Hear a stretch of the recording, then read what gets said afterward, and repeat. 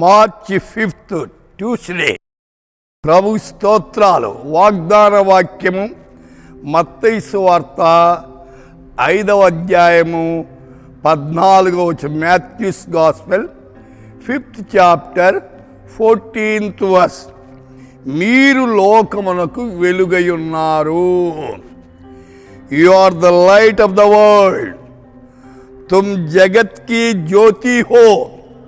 ప్రియులారా, మనము లోకానికి వెలుగు. వెలుగు చాలా ప్రాముఖ్యమైనది. లోకమంతా అంధకారంలో ఉన్నప్పుడు దేవాది దేవుడు ప్రప్రదంగా తన నోరు విప్పి మాట్లాడిన మాట ఏమిటంటే, వెలుగు కలుగ్గాక అన్నాడు.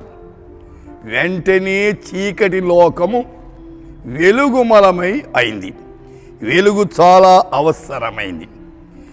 యేసుక్రీస్తు కూడా యోహాను సువార్తలో 8వ అధ్యాయములో 12వ వచనంలో యేసు చెప్పాడు, నేను లోకమునకు వెలుగును, నన్ను వెంబడించువాడు చీకటిలో నడువక జీవపు వెలుగు కలిగి ఉండునని వారితో చెప్పాను.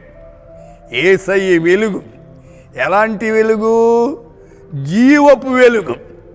అనగా మృతులైన వారిని సహితము ఆయన బ్రతికించగలిగిన సామర్థ్యము కలిగిన వాడు. అందుచేత జీవపు వెలుగు అంటున్నాడు. అది యోహాను సువార్తలో 1వ అధ్యాయము 4వ వచనములో ఆయనలో జీవముండెను, ఆ జీవము మనుషులకు వెలుగై ఉండెను. అవును, యేసులో జీవముంది. అది మనుషులకు వెలుగ్గా ఉంది. సోదరి, సోదరుడా, నీ జీవితములో వెలుగు చాలా అవసరం. పాపము నుండి దూరపరిచేది. చీకటనగా పాపం. పాపం నుండి మానవుడు విడుదల పొందాలి. సామెతల గ్రంథములో 4వ అధ్యాయం 18వ వచనం, పట్టపగలు వరకు వెలుగు వేకువ వెలుగు తేజరిల్లునట్లు నీతిమంతుల మార్గము అంతకంతకు తేజరిల్లునట్లు. అయితే నీతిమంతుల మార్గము తేజరిల్లుతుంది. తేజరిల్లుట చాలా అవసరమై ఉంది.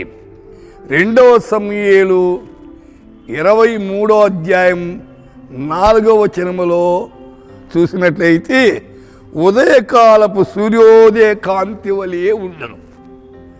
అయితే ఉదయకాలపు సూర్యోదయ కాంతి ఎవరైతే అనేకులను ప్రభు వైపు తిప్పుతారో వారు ఆకాశ మండలములో జ్యోతుల వలె ప్రకాశిస్తారు అంటున్నాడు.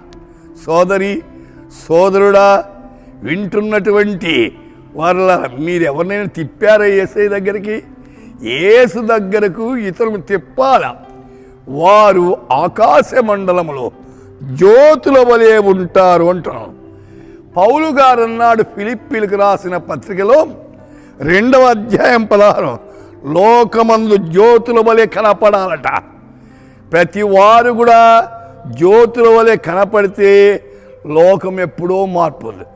అలాగూ జీవించి ఆయన నామాన్ని మహిమపరుద్దాం, ప్రార్థిస్తాం. పరిశుద్ధుడా, వింటున్న శ్రోతలంతా జ్యోతుల వలె ప్రకాశించేదానికి మీ కృప ప్రసాదించండి. వారి అవసరాలను తీర్చండి. దేవా, ప్రత్యేకమైన కాపుదల వారికి అనుగ్రహించమని యేసు నామమున ప్రార్థిస్తున్నాము తండ్రి. ఆమేన్.